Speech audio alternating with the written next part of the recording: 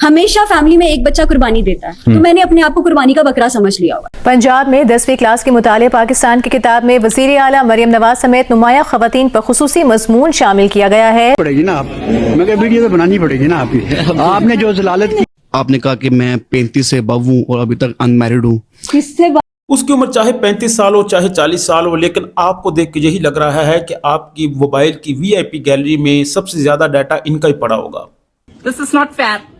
से बाबू 35 से अबव हूँ। किसने कहा? मैं इन्होंने कहा नहीं। किसने कहा? असल में इस बीबी ने फराह खान और संजय लीला भंसाली के साथ एक कॉन्ट्रैक्ट साइन किया हुआ है, जिसमें इन्होंने अपनी उम्र 16 साल बताई हुई थी और ये भाई साहब इनको जो है 35 साल का बोली जा रहे हैं। इस वजह से ये हैरान हो रही हैं, जबकि इनका टैलेंट कुछ ऐसा है कि बैक डांसर के बजाय इनको वहां पे कुछ सफाई के लिए भी ना रखे। आपने नहीं, मेरी बात सुने, ज्यादा नहीं बताना। मेरी बात सुने। ये भाई साहब जो अपने सारे काम छोड़ छाड़ कर इस नेशनल छम्मक छल्लो सेलिब्रिटी का इंटरव्यू देखने आए हैं, इन्हें इसकी बोल्डनेस और एज पर इस वजह से एतराज हो रहा है कि इन भाई साहब ने इससे पहले कभी भी 18+ कंटेंट नहीं देखा था, और अगर कभी देखा भी था तो इस छम्मक छल्लो सेलिब्रिटी की ही वजह से देखा था। ये बात बताता चलूं कि यहाँ बैठी ऑडियंस में जो बॉयज हैं ना अरे भाई साहब, ये जितनी भी ऑडियंस यहाँ पे बैठी हुई है ना, इस भाई साहब की तरह चड्डे खिलार कर इनका क्रिटिसिज्म इस वक्त हमें मेकअप की तरह ही लग रहा है, फेक किस्म का। और इन सब ऑडियंस की अगर सर्च बार और परमानेंट हिस्ट्री अगर देखी जाए ना, तो वहां पे आपको 18+ ही दिखेगा ज्यादा। जो बॉयज हैं ना अरे भाई साहब, ये बॉयज इतने ही गैरत और सेंस वाले होते ना तो इस छमक छमलो सेलिब्रिटी का यहाँ पे इंटरव्यू ही देखने ना आते। और ये बॉयज उस तरह की कैटेगरी के होते हैं कि फेसबुक वगैरह पर अगर गलती से भी कोई वल्गर चीज नजर आ जाए तो कमेंट सेक्शन में जाके लिंक्स के लिए तरले लिए जा रहे होते हैं। इस शो को देख के ना यही लग रहा होता है कि ये लोग सिर्फ कपड़ों के अंदर ही सिविलाइज्ड हैं, जबकि इनके दिमागों के अंदर बस इसी तरह के ही कैरेक्टर्स घूम रहे होते हैं। इस लड़की से सवाल पूछे जाते हैं, वो जब जवाब देती है तो रेहान भाई फिर इस ऑडियंस की जगह इसको ही फेर कहते हैं। तो मैं यही बोलूंगी कि जो मैं कर रही हूँ वो मेरे और मेरे अल्लाह का मसला है, ठीक, आपका और मेरा नहीं। फेयर इनफ, बिल्कुल ठीक। रेहान भाई मान लेते हैं कि ये लड़की फेयर है, लेकिन आप और आपकी ऑडियंस ने इस चमक छलो सेलिब्रिटी को लेके जिस अंदाज से तजस्सुस और क्यूरियोसिटी शो की है कि जैसे कोई नेशनल स्कैंडल अनफोल्ड होने जा रहा है, वो बड़ा अनफेयर है। रेहान भाई और उनकी ऑडियंस का fake ignorance, so called sophistication यही बता रहा होता है कि हम सब की तहजीब उस वक्त शुरू होती है जब कैमरे का एंगल हमारे ऊपर हो। दोस्तों, हमारे मुल्क के मशहूर एंकर रेहान तारक, उन्होंने हाल ही में इंटरव्यू लिया है टिकटॉकर वर्दा मलक का, क्योंकि रेहान तारक भाई और टिकटॉक के सीईओ शोजी चू के दरमियान चल रहा है मुकाबला। क्या बात कर रहे हैं? क्योंकि टिकटॉक कंपनी के सीईओ ने भी टिकटॉक से इतने ज्यादा पैसे और व्यूज नहीं कमाए जितने रेहान तारक भाई ने इन आवाजार किस्म के टिकटॉकरों को अपने प्रोग्राम में बुलवाकर कमा लिए हैं। पैसा ही पैसा होगा। क्योंकि इन्होंने अवाम की नब्ज को भी पढ़ लिया है कि अवाम इन भोसड़ी वाले टिकटॉकरों को इस अंदाज से घूरती और उनकी बातें सुनती है कि अपने बड़ों की भी बातें इस अंदाज से नहीं सुनी होगी। मैंने ये सवाल करना था, हमारे तकरीबन 40 साल पहले हमारी इंस्पिरेशन थी डॉक्टर। अरे बेटा, 40 साल तो छोड़, अभी 7 साल पहले ही तो तेरे खितने हुए हैं। तुझे तेरे अब्बा जी ने बाजार से कुछ सौदा सामान लेने भेजा था और तू स्कूल के होमवर्क की टेंशन लेने के बजाय यहाँ पे बैठा हुआ इस टिकटॉकर आंटी के सामने कौम की इंस्पायरेशन की टेंशन लिए जा रहा है। लेकिन जो अब हमारी न्यू जनरेशन है उनकी इंस्पिरेशन टिकटॉक है, लेकिन अब हमारा उस ऐसी इंस्पिरेशन की वजह से हमारे मुल्क को नुकसान नहीं होगा। और जिस रेहान अंकल से तू ये सवाल पूछ रहा है, उन्होंने तो इस आवाजार किस्म के टिकटॉकरों को है इंस्पायरेशन और हीरो बना के रख दिया है। अलग बात है कि हमने डांस कर दिया तो हम नाचने वाले वो 5 बीबी, एक तो जो आप टिकटॉक पर कर रही होती है वो डांस तो बिल्कुल ही नहीं होता, वो कुछ और ही होता है। बस मान मर्यादा के बाइस मैं यहाँ पे कह नहीं सकता। मुझसे पहले कोई नहीं नाचती थी, आप क्या पता मैंने उन सबको देखकर ही सोचा हो कि यार ये भी ट्रेंड है, सब इनका ये क्लेम तो काफी हद तक दुरुस्त है, क्योंकि हमारे मुल्क की 2 मशहूर गीता और बबीता जो सुबह शाम टिकटॉक पर नाचती रहती हैं, उन्होंने ही टिकटॉक पर फ्री में आइटम सॉन्ग दिखाने के ट्रेंड का आगाज किया था। यही नहीं, अभी और सुनिए। जबकि उनके अब्बा हजूर ने तो ये क्लेम किया था कि मेरी बेटियां बड़ी मजहबी हैं और इस्लामी तालीमात को तशरीहात के साथ पढ़ाती हैं। रोज में तीनों बेटियों का था, बेटा आपने मुझे एक अच्छी सी हदीस सुनानी है। तब से अवाम भी इंतजार कर रही थी कि इनके मुंह से कुछ तस्बीहात और तशरीहात ही सुनने को मिले, लेकिन ये टिकटॉक पर इतनी ज्यादा नाचती हैं कि लोग थक जाते हैं इनको देख देख कर, लेकिन ये नहीं थकती हैं। असल में मैं अपना थोबड़ा लेके और ये इंटरव्यू लेके आपके सामने इस वजह से आया हूँ कि इस बीबी ने एक क्लेम किया है कि इसने बहुत बड़ी कुर्बानी दी है अपनी फैमिली के लिए। इस अंदाज से जो टिकटॉक लाइव वगैरह पर आते हैं, मैंने अपने आप को कुर्बानी का बकरा समझ लिया हुआ है। अब मुझे पेट पालना है मेरे घर वालों का, ठीक है। इनका ये अंदाज देख के ना मुझे वो बॉलीवुड की पुरानी मूवीज में ठाकुर मैं हालात की मारी हुई, मजबूरियों की वजह से मुझे आज ये हालात देखने पड़ रहे हैं। हमेशा फैमिली में एक बच्चा कुर्बानी देता है। टिकटॉक लाइव वगैरह पर ना कुर्बानियां देने वाला वायरस वैसे ही बहुत फैल चुका है। अपनी गवर्नमेंट से ये दरखास्त करते हैं कि IMF के और ज्यादा पैर पकड़ लो और ये जो टिकटॉकर हैं ससुर के नाती, इनको सारे दे दो, क्योंकि इनके गड्यापों के साथ साथ ये लॉजिक भी नहीं सुने जाते। हमेशा फैमिली में एक बच्चा कुर्बानी देता है, तो मैंने अपने आप को ये सारी उन्होंने यही चाला पकड़ा हुआ है। वो एक बेहिजाब किस्म की समिया हिजाब है, उसने भी आके एक दिन पेल दिया कि जनाब मैं अपने जो घर वालों के लिए मारी मारी फिर रही हूँ। तुम लोगों ने मुझे ऐसा बना दिया, एक मुल्क से दूसरे मुल्क घूम रही हूँ, माँ अपनी से मैं दूर हूँ। सेक्रीफाइस करने के तो अच्छे तरीके भी हो सकते हैं, लेकिन ये वो लोग होते हैं जिन्होंने जिंदगी में ढंग से कोई अच्छी कोशिश की नहीं होती। अब रेहान तारक भाई से हमें ये एतराज है कि ये सारे ससुर के नाती टिकटॉकर जो हैं उनको पहले हेट मिल रहा होता है, इनके प्रोग्राम में आने के बाद जो है वो सिंपैथी मिलनी शुरू हो जाती है, इस प्रोग्राम में जो है ये रोना शुरू कर देती है। हमें फेस करना पड़ता है, हम अच्छा करें हम बुरा करें, हमें गाली पड़ती है। अब कई सोशल मीडिया यूजर्स और कई सेलिब्रिटीज ने इनके हक में ट्वीट्स किए हैं, सिंपैथी जताई है, जिसके बाद ये मजीद बड़ी टिकटॉक इन्फ्लुएंसर बन चुकी हैं। टिकटॉक लाइव डेड भी हो जाएगी तो रेहान तारक भाई इसको दोबारा लाइव कर देंगे। रेहान भाई टिकटॉक पर एक PhD कर सकते हैं, उसके बावजूद उन खातून से ये पूछा जा रहा होता है कि ये जो आपको कॉइन्स दे रहे होते हैं ये कौन होते हैं ससुर के नाती। ये जो शेर मारते हैं, गिफ्ट करते हैं, ये कौन लोग होते हैं? इंसान होते हैं, और कौन होते हैं? ये इंसान तो नहीं होते, अल्ट्रा और प्रीमियम किस्म के ऐसे खोते होते हैं जो गिफ्टिंग के नाम पर अपने ठरक पुने की शिफ्टिंग करते हैं। ये इतने बड़े हरामी होते हैं कि गिफ्टिंग करते करते कोइन डारो जैसी शादीशुदा बच्चों वाली औरत को भी अपनी तरफ शिफ्टिंग कर लेते हैं और हंसते बसते घर उजाड़ देते हैं। भाई साहब आप तो दिल पे ले गए ये बात, और कहाँ ले जाएं? अब रेहान भाई का टिकटॉक CEO शूजी चू के साथ ये कंपटीशन तो जारी रहेगा। हम बढ़ते हैं अगली चर्चा की तरफ।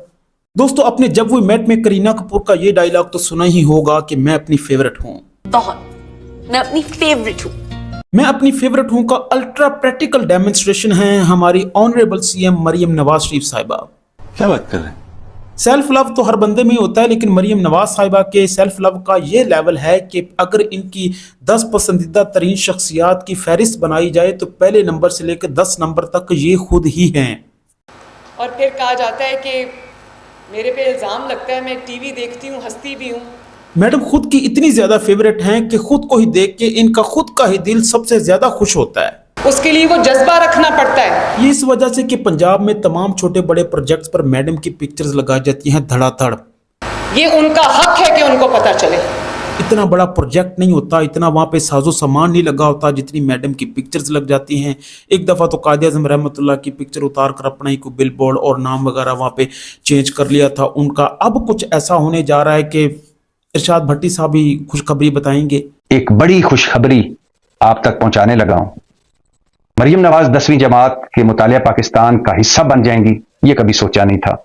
असल में मैट्रिक की बुक्स के अंदर मरियम नवाज साहबा की पिक्चर्स कुछ आ चुकी हैं, कुछ आने वाली हैं, मजीद इस काम को बढ़ाया जा रहा है, कुछ इस तरह का मामला है।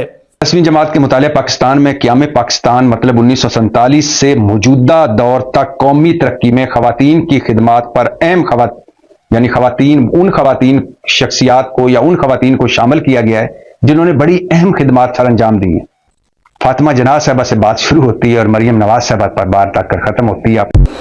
तो आवाम को पता होना चाहिए कि अरे ऐसा नहीं है कि मैडम की पिक्चर हमें अच्छी नहीं लगती, बहुत अच्छी लगती है। इतनी अच्छी लगती है कि मेरा जो खुद का इतना बोरिंग सा थोबड़ा है ना, इस बोरिंग थोबड़े के ऊपर ही मैडम की पिक्चर लगवा लूं, लेकिन क्या करें, इतना रोकड़ा नहीं है हमारे पास। तो मैडम लगा लें सरकारी स्कूलों की किताबों में अपनी पिक्चर्स। क्या बात कर रहे हैं? लेकिन इतनी बात याद रखें कि इनकी देखा दिखाई अगर बाकी सूबों के CMs ने भी यही काम करना शुरू कर दिया, मिनिस्टर्स ने यही काम करना शुरू कर दिया, फिर तो सरकारी स्कूलों की किताबों में सियासतदानों के ही थोबड़े देखने को मिलेंगे हर तरफ। बात तो सही है। असल में मैडम का एक फैन क्लब भी है, उसका प्रेसिडेंट, वाइस प्रेसिडेंट और मेंबर मैडम खुद ही हैं। मैडम की नज़र में वो खुद की फेवरेट हैं, लेकिन ये जो यूथ हैं ना ससुर के नाते, ये बस इस बात को नहीं समझ रहे। मेरे पे इल्ज़ाम लगता है मैं टीवी देखती हूँ, हंसती भी हूँ कि टिकटॉक्स बन रही हैं और सोशल मीडिया कवरेज हो रही है और कैमराज हो। अब इन यूथियों को कौन समझाए कि मैडम ने कौम का ही सोचा है, बच्चों का ही सोचा है। सिलेबस काफी बोरिंग होता था, बच्चे फेल हो जाते थे, तो मैडम ने कहा कि इस बोरिंग सिलेबस के लिए थोड़ा सा यहाँ पे फैशनेबल मटेरियल भी ऐड करना चाहिए। पंजाब में 10वीं क्लास के मुताले पाकिस्तान की किताब में वज़ीर आला मरियम नवाज समेत नुमाया ख़वातीन पर खुसूसी मज़मून शामिल किया गया है। असल में स्कूलों के बच्चे किताबों के पेज स्क्रॉल करते रहते थे। मैडम ने कहा कि ये बच्चे फेल हो जाते हैं, लिहाजा अब नए सब्जेक्ट होंगे, मैथ, साइंस सब्जेक्ट और सेल्फ स्टडीज। मैडम को लगा कि जितनी भी मेरी पिक्चर्स ऐड होंगी उनको देख के ना सिर्फ मेरी व्यूशिप भी बढ़ेगी, बच्चे भी इंटेलिजेंट हो जाएंगे है और बच्चियों की हौसला अफजाई के लिए मजमून निसाब में शामिल किया गया है। खबरदार जो किसी ससुर के नाती ने मुझे जूतिया बोला था, भोसड़ी वाले की खोपड़िया खोल दूंगा। मैं मैडम जी के लिए जान दे सकता हूं, मैडम का सबसे बड़ा सपोर्टर हूं मैं। जान दे देंगे इसके लिए, क्या बात कर रहे हो आप? बस मुझे एक अदद बिरयानी खिलाई देना बड़ी बोटी के साथ। अब जान देने के लिए भी तो एनर्जी की जरूरत होती है ना।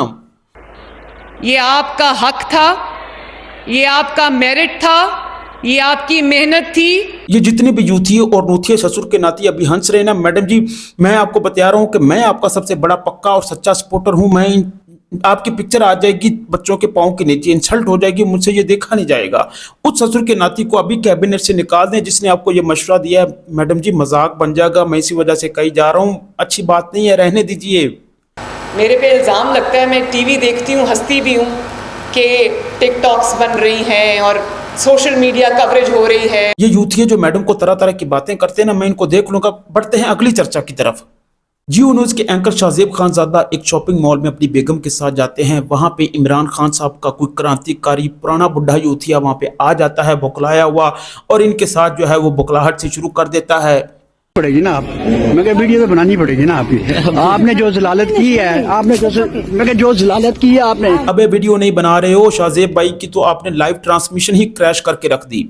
आपने जो जलालत की है, मैं जो जलालत की है आपने इमरान खान के खिलाफ, तो आपको शर्म आनी चाहिए, ये आपको बताना चाहता हूँ। अबे ससुर के नाते बताना ही था तो SMS कर लेते, फोन कर लेते, घर जाके मिल लेते, साथ शाहजेब भाई से खाना भी खा लेते। अबे बुढ़े यूथिए, ये बहुत ही कैजुअल स्टाइल अपनाया तूने, ये आपको बताना चाहता हूँ, समझ आ रही? शाहजेब खानजादा को भी लगा होगा कि आज तो खुद की ही ब्रेकिंग न्यूज बन गई। महसूस हो रहा होगा कि जब माइक बंद होता है तो कहां कहां से आवाज निकलती है ससुर का नाती। कोई हरासमेंट नहीं है, we just want to talk to you man। सुनने में आया है कि ये बुढ़ा यूथिया सामने आ चुका है और ससुर का नाती ऊपर से धमकियां दिए जा रहा है कि मैं तो और करूंगा। कोई हरासमेंट नहीं है, we just want to talk to you man।